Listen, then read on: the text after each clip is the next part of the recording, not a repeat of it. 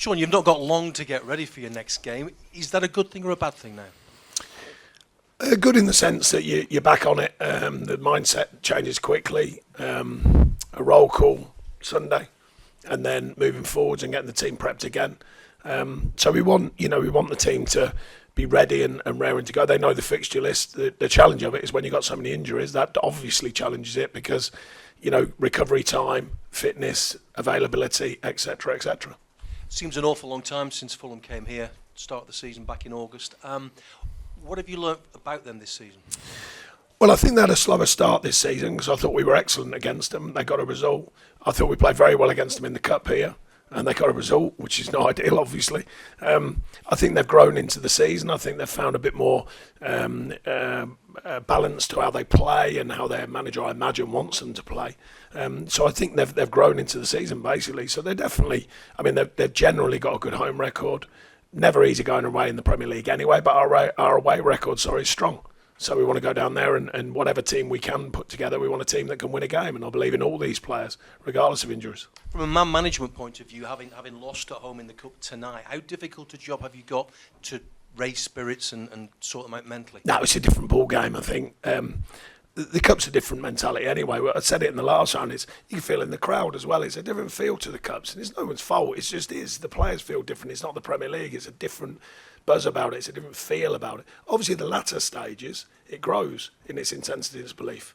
But there's a different feel to it. So I think the players will be naturally responding differently. I want them to, of course, on Tuesday night when we play at Fulham. Thank you. Stuart? Got to Stuart. Sean, you mentioned earlier on there that Tuesday is going to be your 1 year anniversary in charge. I just wondered, the multiple challenges that you have faced, have you actually improved as a manager in that time because of those challenges? Well, do you know what? You feel you have, but it doesn't matter in football. It's only matter what you think and what the fans think. It doesn't really matter about me. The truth of any management in football, that is the way that I think I've worked with what we've had to try and deal with. I've been pleased with that for me as an individual. And internally, I know the work that's been done. But externally, no one actually cares. Fans just want you to win a game. Not bothered about the finances, not bothered about 10 points. No, just win some games, mate. That's it, end of story, and you're the same. So internally, yes, I've been happy with what I've done. And yes, some of the stuff that I've learned about this club, about myself and dealing with things and how I handle things. But externally, I'm well aware after a lifetime in football, no one cares. People just say, win a game, mate, end of story. That's where it ends. And that's my mentality. You have to win to succeed. So today I'm disappointed. It's simple as that. Do you think that the team or the squad, if you like, are in a better place now than what you found when you walked in there a year ago? Well, we were debating this a couple of weeks ago about the 10 points. If you had the 10 points on, then factually, yes. So, and I think the feel of the team, yes. And I think the energy and the commitment and the cause and all that, yes. Quality, generally, yes, I think. Flexibility of the side to try and find a win, yes. So a lot of good markers, but when the 10 points is not there, of course, people go, well, no one tells the story really, and rightly so. Why? You can't keep harping on about it. I don't like harping on about it. Facts are facts. We're 1 point outside of the relegation zone. That's the fact. So let's get on with the facts. But of course, at the back of your mind, you've got that nagging out. You go, well, have we moved forward? You go, yeah, I think we have. As a team and as a club, we have in different ways. But the facts still remain the same. That's where the table says we are. I think you touched on the good away record as well. I think it's the 6th best away record in the Premier League. Is it? Do you look at that and wonder why it is, particularly compared to? No, not particularly. It needed changing, so we did some subtle changes, not radical changes, but it neaded changing. That's quite obvious. The last couple of seasons, a lot of noise when I got about the away. A lot of noise about a lot of things, by the way. Away record being one of a list of about 20 that we tried to solve. We have somewhat. Then finding the balance with the home form and getting wins at home. I think the performances at home have actually been better often than the away record, the away performances, but we didn't get the results, particularly early season.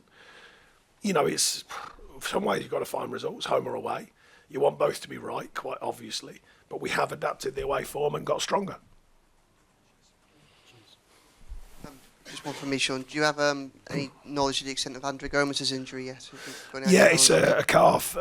It's not going to be fit this week. It's going to be a matter of time. We don't know how long yet, but it's definitely a calf injury, and he's had a couple of them over the last few months and been very difficult. And it's a loss to us because I think you've seen he was showing he wants to adapt to what we're doing and play for us, and he scored a great free kick and looks sharp as he was getting fitter, and then he gets injured again. So it's really frustrating for him and frustrating for us.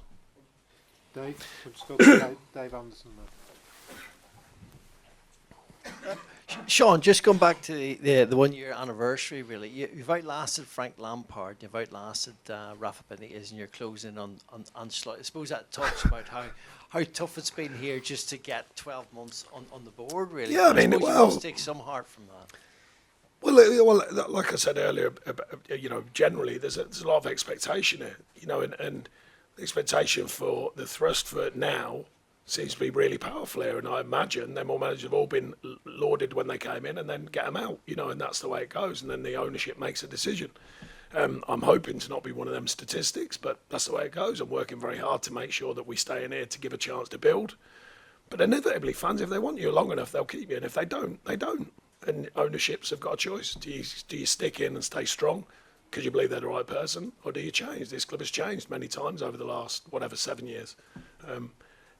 They might change me. Who knows? You can't guarantee it at clubs like this because of their record. Suggestibility is we're making strides, and I think we're doing a decent job of remodelling and remoulding, particularly financially. The team's performing, but like I said earlier, at the end of the day, no one really cares. They care a little bit, but they want you to win. That's what you're judged on, winning. Or winning enough. Sean, from what you've seen in the first half of the season and in training, what are the main areas of improvement for this group of players as it stands now? Continued development. We've been unfortunate with injuries, but the growth of players who are on the edge coming in, that's going to be important, it seems, with the injury record. We've improved the injury record by about 10% from previous seasons. We've been pleased with that, but we're still missing a few key injuries. It's more a continuation of the kind of consistency of what we do. We spoke to the players, funny enough, that we did a 1 year kind of review, and that was part of it, saying, look, we've got to there, but what gets you here doesn't get you there, so therefore we've got to keep adding. It's not about, right, we're okay now. It's about, we've got to keep growing, we've got to keep pushing forwards, and that's it's a daily thing, just getting that mindset, keep pushing and pushing and pushing. You take some knocks like today, that's the way it goes, making sense of it, moving forward, but believing in what we do. And I think there's a high belief level in what the team here internally are doing, and then it's judged by results, as I've just said, but we know internally there's a shift forward, and now it's about keeping that going and maintaining the consistency and the belief and keeping going.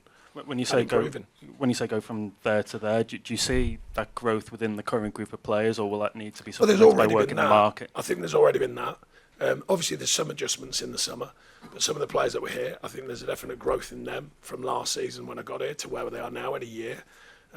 What my point is, that's got to continue, because it's highly unlikely this month there's going to be loads of money. We all know that.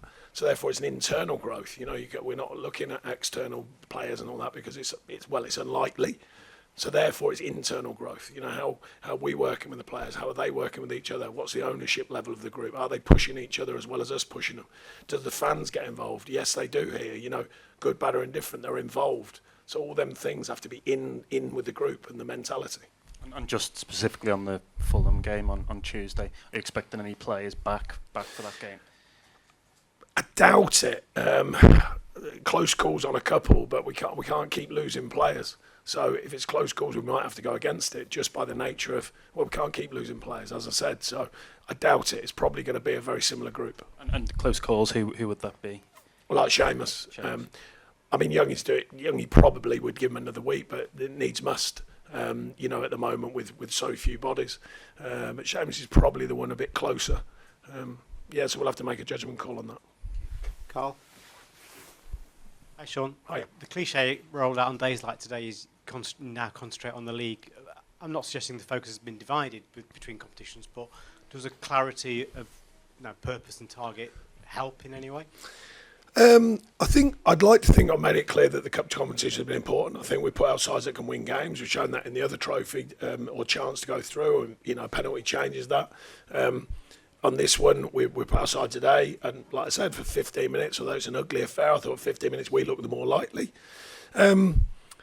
Somewhat, down at the park, you haven't got a replay and you haven't got another game, or you haven't got another game because you haven't gone through and all that. So, that the game schedule has knocked us a bit in December. That's quite obvious with the loss of bodies through injury. So I suppose it gives you that kind of clarity and focus that your game schedule is what it is, rather than the cup. But the mentality really was still to win. So I'm not parking it in that sense. You know, I'm disappointed.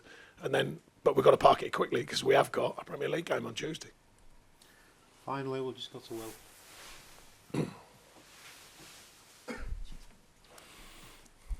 Sean, sorry, just less than a week left in the transfer window. Are you expecting it to be quiet for until next Thursday? I'd be surprised if it wasn't pleasantly. But joking apart, the wind's been very quiet so far. You know, there might be a flurry at the end, but I can't remember the number, but is it around 40 million at the minute, which is pretty unheard of.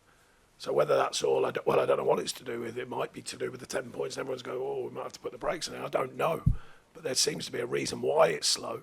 And our part in that is unlikely, I would suggest, that we're going to add to that. We've only got 2 senior midfielders fit at the minute, Onana and Ghana. How much are you going to have to wrap them up in cotton wool? And It is what it is. There's no point in me crying it in.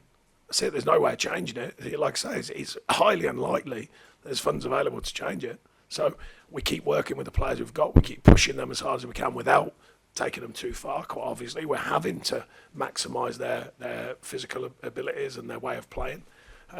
That's the way it goes.